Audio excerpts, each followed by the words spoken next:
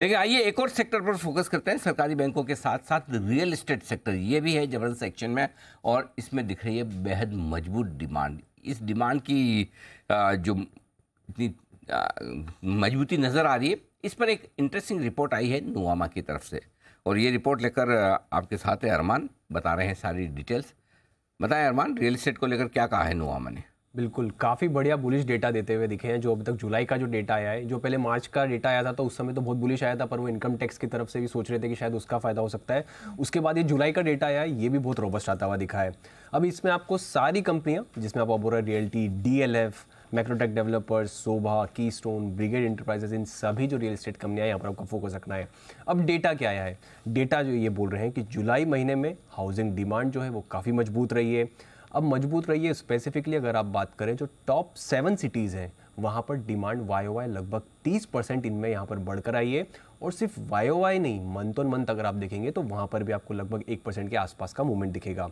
अब एक तो आपको ये है कि यहाँ पर अगर जो डिमांड है, नंबर ऑफ़ यूनिट्स है, वो ज़्यादा बिकी हैं। उसी के साथ साथ अगर आप बात करें प्राइजेज़ है, यहाँ पर प्राइजेज़ में भी मूवमेंट आता हुआ दिखा है, और अब मूवमेंट जो है वो अप साइड जो है वहाँ पर आता हुआ दिखा है।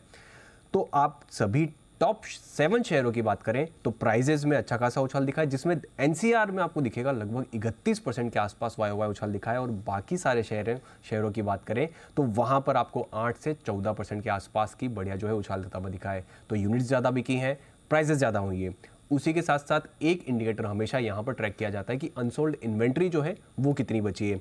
तो अनसोल्ड इन्वेंट्री की अगर आप बात करें तो वहाँ पर आपको लगभग गिरावट आती हुई दिखी है, जो कि अच्छी बात है, लगभग 3%। और वाई ओ वाई 3% है, और मंथ ऑन मंथ देखें तो वहाँ पर भी 1% के आसपास की आपको जो है गिरावट आती हुई दिख रही है। और लगातार अगर आप देखें तो यहाँ पर अनसोल्ड इन्वेंट्री जो है कम होती हुई दिख रही है। उसी के साथ साथ एक और चीज़ अगर आप देखें तो वाई वाई जो लॉन्चेस है, न्यू लॉन्च किस हिसाब से हुए हैं, वहाँ पर आपको 9% के आसपास की वाई वाई बढ़ोतरी दिख रही है। तो लॉन्चेस बड़े हैं, डिमांड बड़ी है, अनसोल्ड इन्वेंट्री कम हुई है, और प्राइजेस में भी आपको थोड़ा इंप्रूवमेंट अच्छा खासा अपसाइड की तरफ दिख रहा है। तो इसीलिए रियल एस्टेट सेक्टर पर आपको फोकस रखना है। ओके, तो रियल एस्टेट पर ये पूरी की पूरी रिपोर्ट, इस पर हम थोड़ी देर में शरद जी से राय भी लेंगे, समझे।